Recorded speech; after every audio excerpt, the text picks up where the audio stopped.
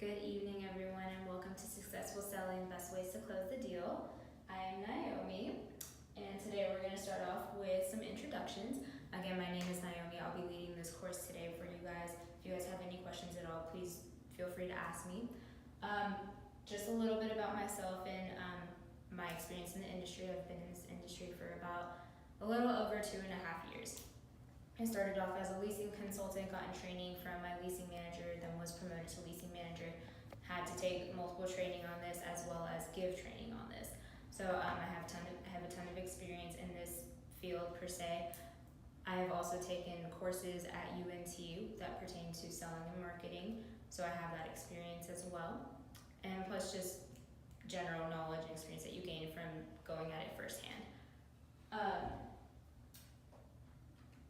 The next thing that this is basically going to be covering is closing techniques and the best ways to seal the deal when selling an apartment.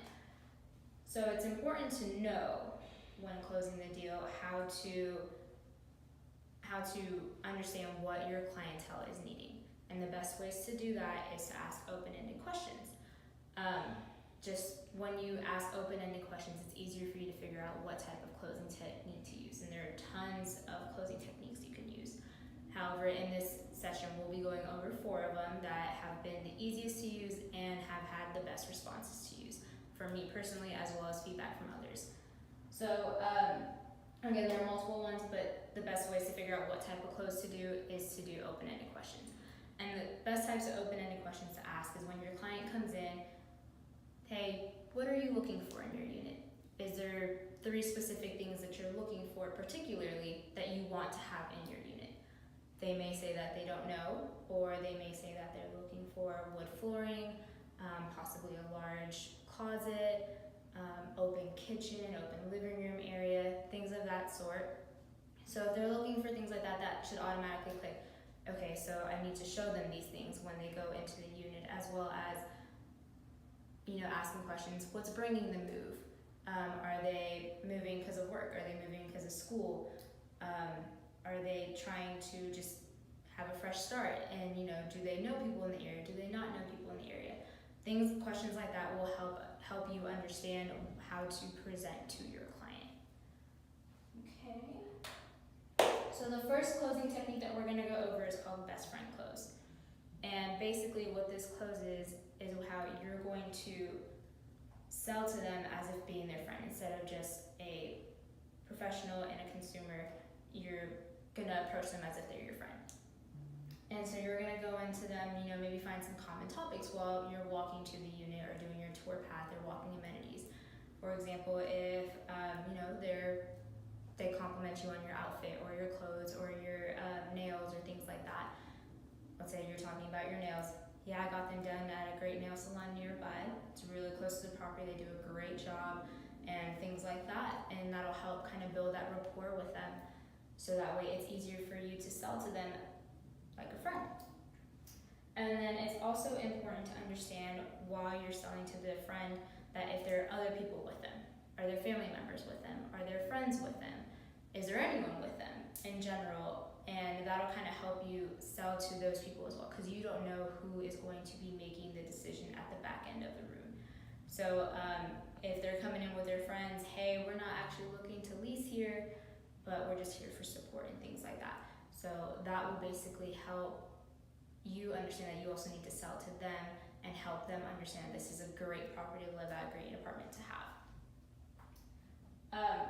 And it's even easy to go into the apartment with them and say, hey, you love this apartment. This is exactly what you wanted.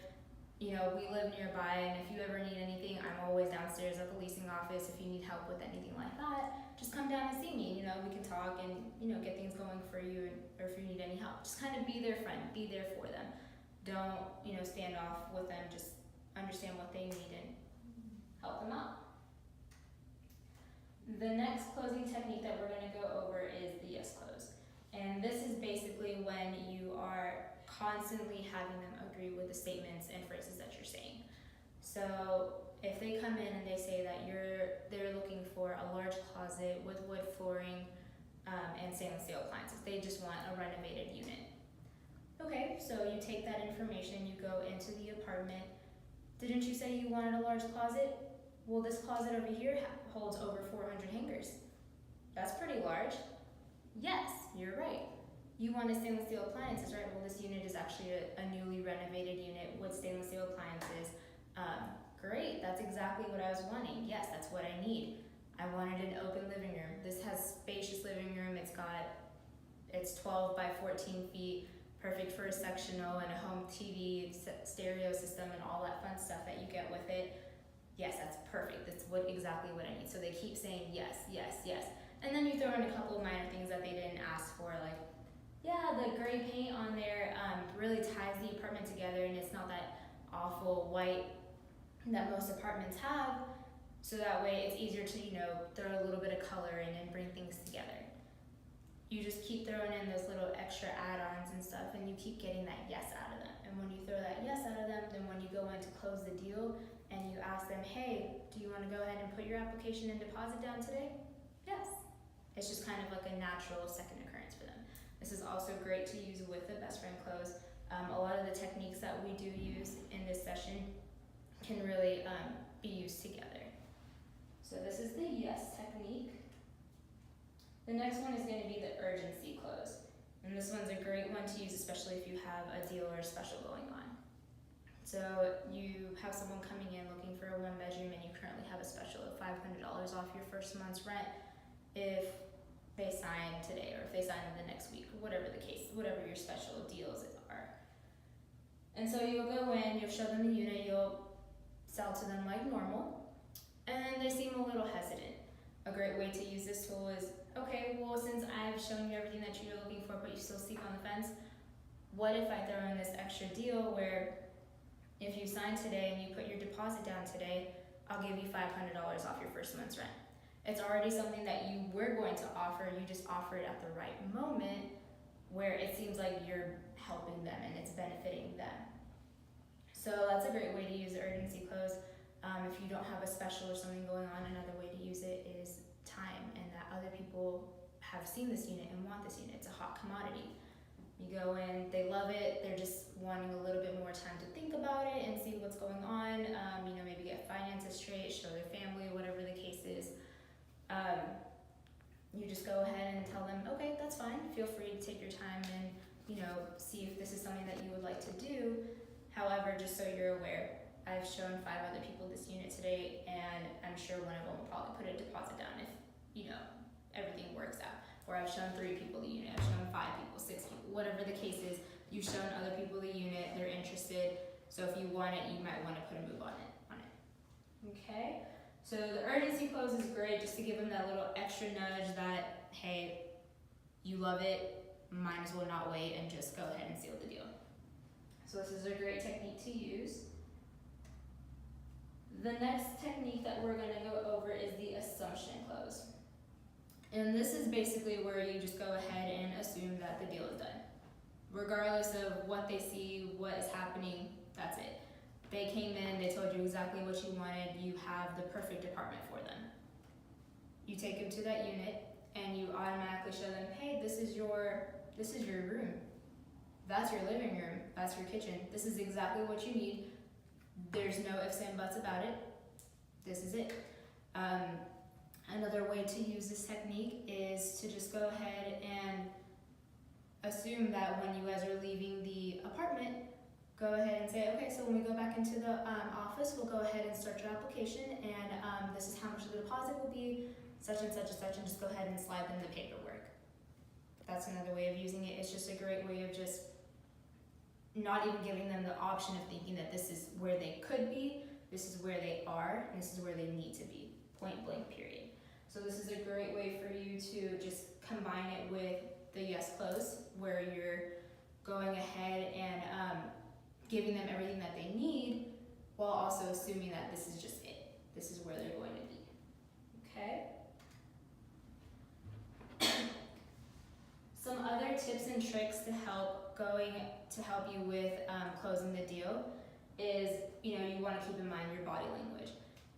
You always want to have an open body language. You want to talk with them. You want to interact with them. You want to make them feel welcome. You don't want to sit there with your arms like this and just talking to them. You want to keep an open body language.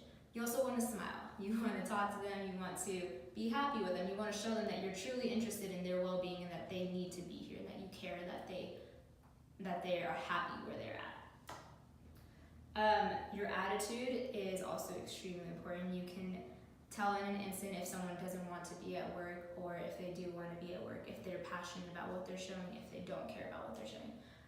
So for example, you can go in and say, yeah, this is how the carpet is. You get a blue wall.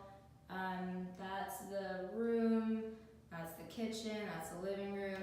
So on and so forth.